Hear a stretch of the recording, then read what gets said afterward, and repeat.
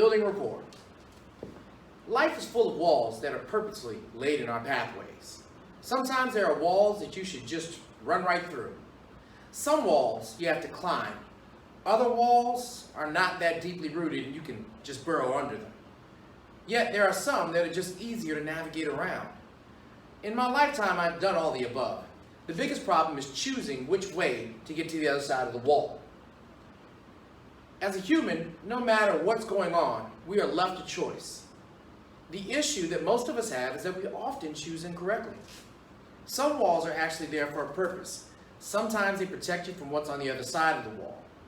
As a teacher to some, a mentor to others, and a good friend to many, I often try to convince people just to play the game. This is coping 101. See, young adults, they lack essential coping skills that can keep them on the right path to success. I myself have learned by trial and error, more so trial by fire, and I have some of the all-time worst reactions to situations and people. There are a million books and papers that are out there on successful teaching. Strategies and supplemental materials, they're available and they're endless. Yet, none of this matters without rapport. Have you ever wondered why certain students excel under the direction of teacher A, yet under teacher B, things are quite different? You have certain students who are struggling with teacher A, but with teacher B, things work out perfectly fine. They come to class with this one teacher. They're always in their seats and acting and engaged and active when they're dealing with a certain teacher. That is that connection that we call rapport. See, getting support from students for activities, for academic success, is directly correlated to the relationships that we have with our students. Morals, tolerance, and acceptance. Morals are different in today's society. The value of morals is completely different. We try and set a moral compass, but the moral compass for our students is so different and determined that there's nowhere for them to go. And society itself has set this bar so low that we deal with what's called tolerance and acceptance of things that have never been accepted before. The idea of what it is to be a lady or gentleman is a memory that is long gone. Chivalry, manners, these things no longer exist in our society on a holistic theme. When we sit here and we look at what's going on with these people or what's going on with these students, they don't know the ideas of these things. They have no idea what they mean anymore. There's simple manners, and simple manners are gone out the window. Simple chivalry has gone out the window because they're not being taught these things. In a book called Motivational English for At-Risk Students, Christensen, she referred to the idea that these things are being taught from birth. So, teachers aren't the first teachers that children have in life. The first teachers that children have in life are their parents. But we're living in a society right now where it's so accepted by what's going on in society that parents don't reach out to teach these things anymore. And because the society or the parents don't reach out to teach these things anymore, the students no longer know them. Most people under 25 can't answer questions correctly, like if we're walking on the sidewalk and it's a man and a woman, who should be on the outside of the sidewalk, who should be on the inside. They no longer know about when you're walking upstairs that the man should be behind the woman to catch her if she falls or in front of her to break her fall if she falls. There is nothing about how, we seat at a table, when you pull out the chair, who sits down first, and the norms that were accepted as what was good common fashion manners as we were growing up. I mean, doors, opening doors, removing hats in buildings, those things are obsolete at this time. We're dealing with many things that you must learn about your students, but you have to learn those things from your students. That's the first step in rapport, is actually sitting down with your students and learning what your students have to offer, the things that push them, the norms, what they have going on in their society, so that you can understand what they're dealing with. These things can change the entire landscape of everything that you have to do with your student in ways that you can reach them, in ways that you won't lose them, in ways that you will pull them in and bring them closer to you.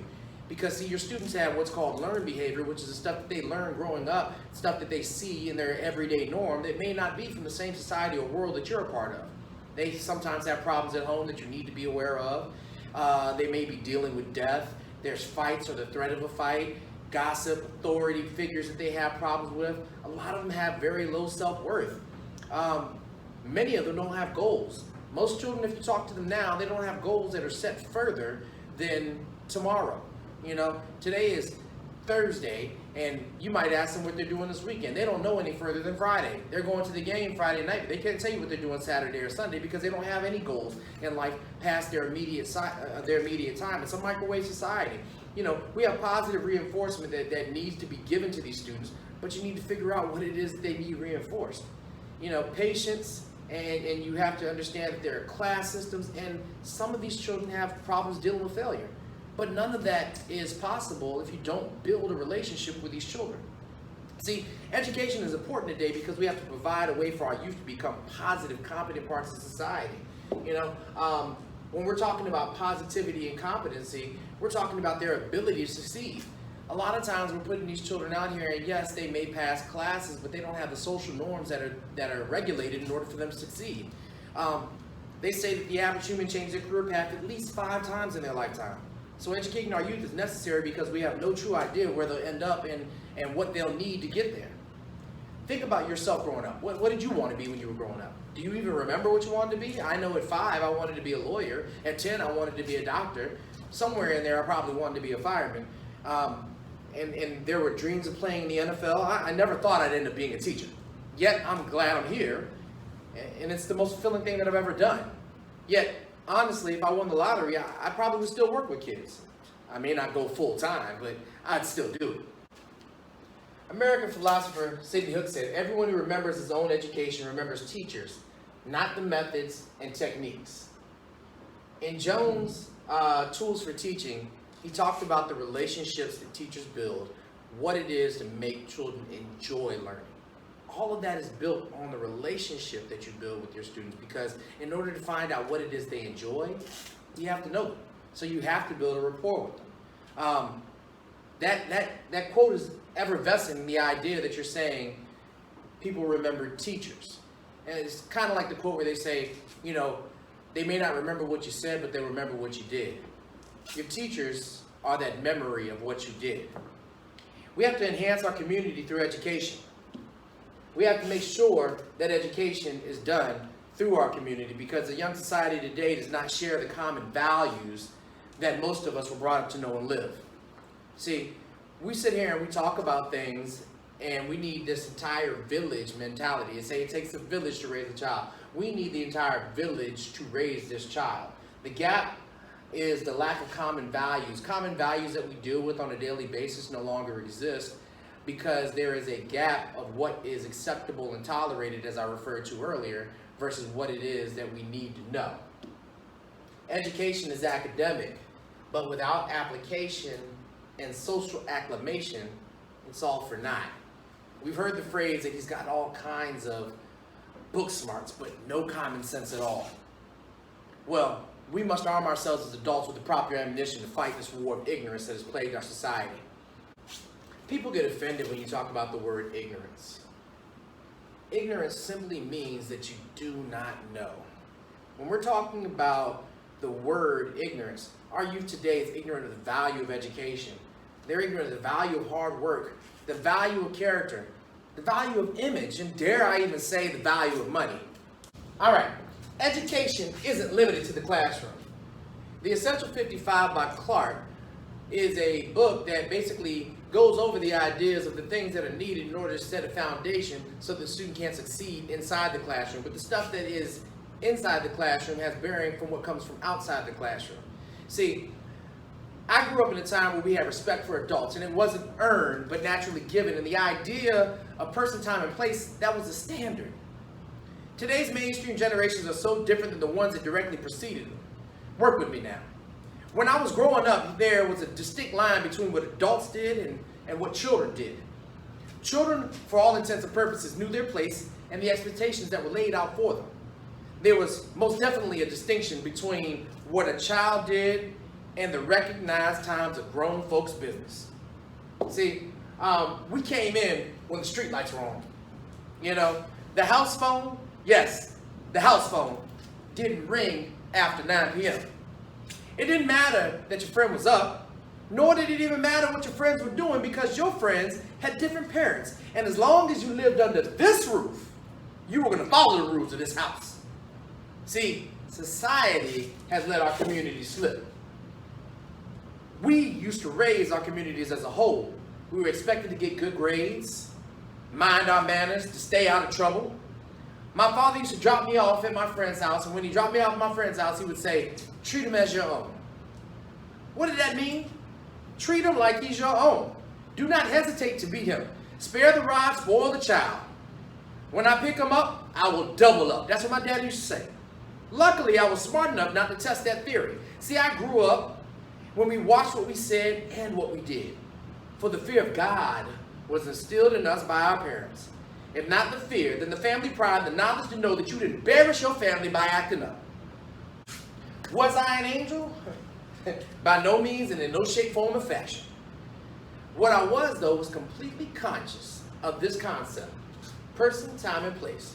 This is something that you have to instill in your students because they have no filter, no sense of regard. They have to know their audience. Would you discuss with your friends what you would say? Or the things that you would discuss with your friends, would you say them in front of your boss? The things that you would say to a coworker, would you say in front of the judge? The way that you would talk to your drinking buddy shouldn't be the way that you talk to your mother. That's why when she was alive, God rest her soul, I used to battle with letting her be my Facebook friend. See, I had to know that there was an appropriate time for everything. As a kid, I cursed like a sailor. I was one of those children who found curse words and literally just said them to say them. Yet my mother never heard me curse until I was 24 years old. And quoting someone else while telling the story. I wasn't really cursing, I was just telling my mama what they had said.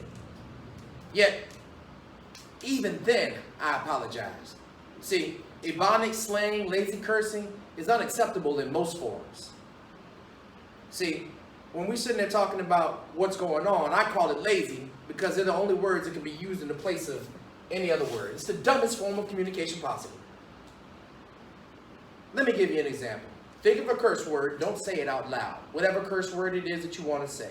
There is no way that something can be cold as, something can be hot as. Oh, she looks good as, but he is ugly as. Oh, I can't believe that. What in the, oh my goodness, I cannot believe that she said that. You. All of those things right there is just a bearing on what's going on and how dumb you make yourself by not saying these words. Now, when I talk to my students about it, building rapport, they have to understand that I am not telling them not to curse. I am not telling them that they are bad people for cursing because I'm not passing judgment. I am telling them that we are in an English class, and because we are in an English class, we are going to learn how to read and write better. Reading and writing better starts with how you talk. So reading and writing better, if it starts with how you talk, you have to learn how to talk better. In order to learn how to talk better, you have to improve your vocabulary. In order to improve your vocabulary, you have to stop and think to say the things that you want to say. And if you have to stop and think to say the things that you want to say, the things that you will say will be better than what you originally thought. That, in premise, is how I explain to them why cursing is so dumb. Now, when I do it, I have to establish a bit of rapport because they find humor in the example. But I have to give them the seriousness of why it needs to be done. And I have to explain to them that it's an onus for them to own that responsibility of trying to be better at the things that they're supposed to do. If you don't give them these opportunities to try to be better at the things that they want to do, they have no ownership in it. And now it has become a rule instead of an option that makes things better for them. Understanding students and understanding the society that you're dealing with, that is an important thing when it comes to building rapport. Now, when we're talking about words and actions, they have to know also in person, time, and place where they are. They have to know when it's different to act like you're at a football game versus being in the library. They have to know the difference in being in a club or being at a business dinner. Even in going to the store. When I was young, we would go into the store, and I promise you, as soon as I walked in, my mama would say, don't touch nothing, don't ask for nothing, because you ain't getting nothing. She ain't have to say it but so many times, because I knew when we went to the store not to act a fool, don't touch anything, just be in the store and act my good Christian self. Because if I didn't, it was going to be a problem. Now, those three variables are in place And once you get these three variables, you can find the difference in youth and adults. See, most of this was common knowledge for us because our family, our community had laid this out for us, required this from us. But let me ask you, what's the difference between our youth and our adults today? Like, where are these lines drawn? The issue is that there aren't very many lines. Our children now grow as big as adults. They can get into almost everything that they want to get into, do whatever it is they want to do. But I have to put this in perspective for you.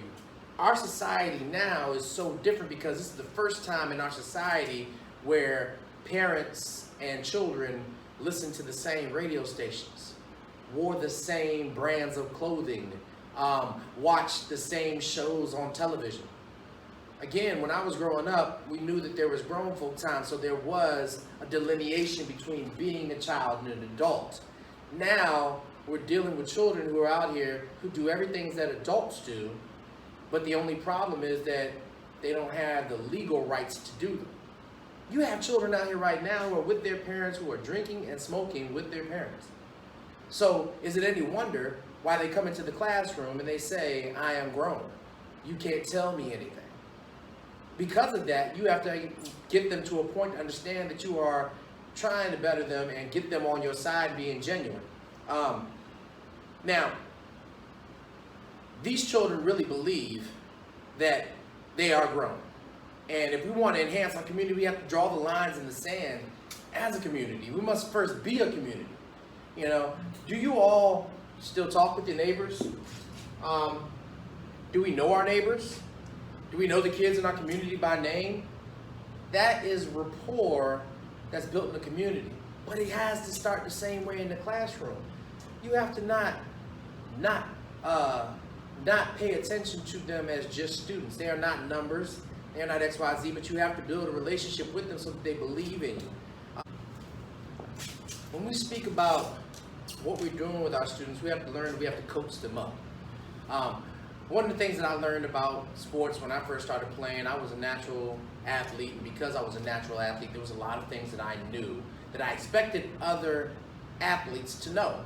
But when you're coaching a team, everybody on the team is not necessarily an athlete, and they have to be coached up.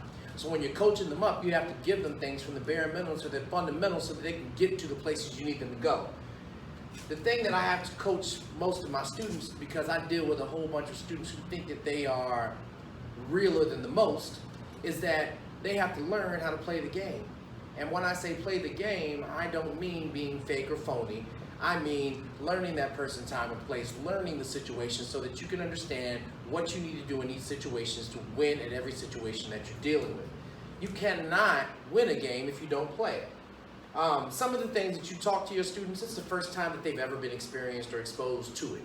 You know, when I get dressed for work and I come in with a shirt and tie on a daily basis, they look at me and say, I've never seen anyone that dresses like that all the time, because they only associate a shirt and tie with court or with business or somebody trying to come and take something from their houses. You have to not only know your students, but you have to know about your students. You cannot just leave it at knowing their name. There is something special that you need to learn about your students, like what their sports are, what things drive them, what they enjoy, because when you learn what it is they enjoy, then you can find a way to entangle or intertwine what you have going on in your lessons to mandate and manage their interest. Understand that the interest and the buy-in is 90% of the battle when it comes to educating students or getting students engaged to be educated. But not only to be educated, but to believe in what you have going on and to invest their own interest in what they have going on. We sit here and we look at what we have and we talk about things like that have happened for them and what we know. It's common knowledge that most kids' educational ceilings are oftentimes limited by the plateau that their parents ascended to, which means that if their parents didn't get past the 8th grade, then oftentimes they're not really pressed to get past the 8th grade. You hear it all the time. I'm the first one to graduate from high school in my family, or the first one to graduate from college in my family. We have to set goals for these students that are attainable, ascertainable goals, but we have to help them work towards them. So don't sit here and look at it like it's something where we were met when we were children because I said so. You know, I'm becoming the parent say so. This has never satisfied your curiosities, and there's a line being drawn. Because you draw that line, you're no longer investing in them, you are directing them.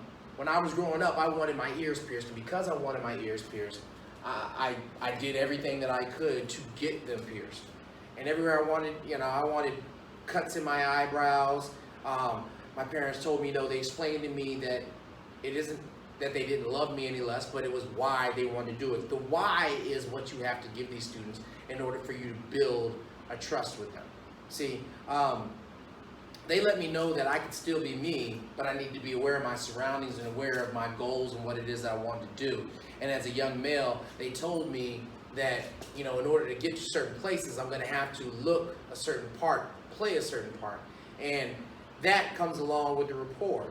Now that I've been teaching almost 20 years, I've learned that words alone don't do it. You have to be genuine with students. Bluestein in 21st Century Discipline explained to us that they must know that you have their best interests at heart. Not think, but they must know that you have their best interests at heart. Because if you don't have their best interests at heart, then they don't believe in you because you don't believe in them. You have to lead by example. And you have to model proficiency, not model perfection, but proficiency. You have to let them know that everything is not about being perfect, but it is about trying to be your best, and it is about trying to be competent. It is about trying to make sure that what you are doing is the utmost of what is expected. And it's okay to not know. But when you don't know, you have to let them know that you're going to find the answer.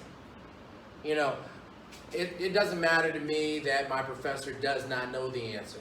But it would matter to me if my professor was not willing to help me find the answer to my curiosities. And lastly, probably most importantly, when it comes to building rapport, you have to understand that you have to have the common knowledge to know that you're not going to reach them all. You're not. But the question is, if you don't try to reach them all and you quit on them, who's going to be there to pick them up when there's no one else to hold them up? Building rapport is essential to the success of the student in your classroom.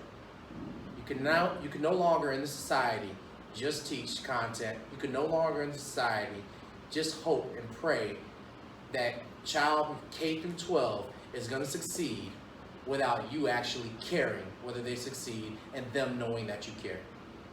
I hope you enjoyed this.